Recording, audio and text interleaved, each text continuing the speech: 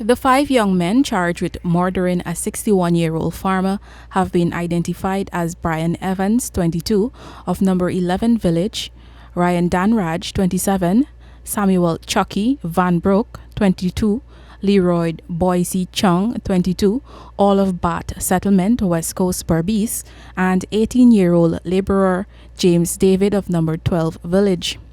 The men appeared before Magistrate Peter Hugh at the Fort Wellington Magistrate Court on Thursday. They were not required to plea and were remanded to prison, and the case was postponed to December 8, 2021 for report.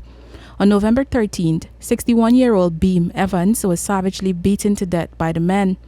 The incident occurred at around 20:30 hours at Block D, Bat Settlement, West Coast Berbice.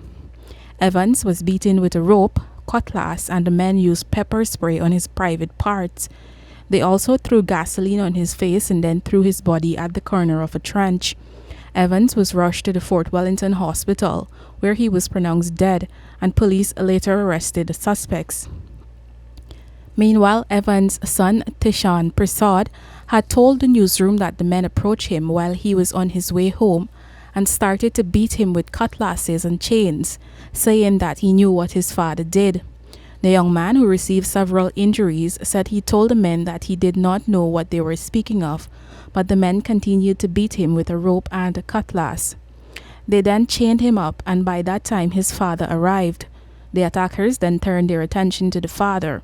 The men accused Evans of stealing a silver chain, a gold chain, and 8 silver rings from one of the suspects' house. Prasad said he kept telling the men that his father did no such thing, but they continued to beat him, and eventually his father lost consciousness. Reporting for the newsroom, I am Isanella Patwo.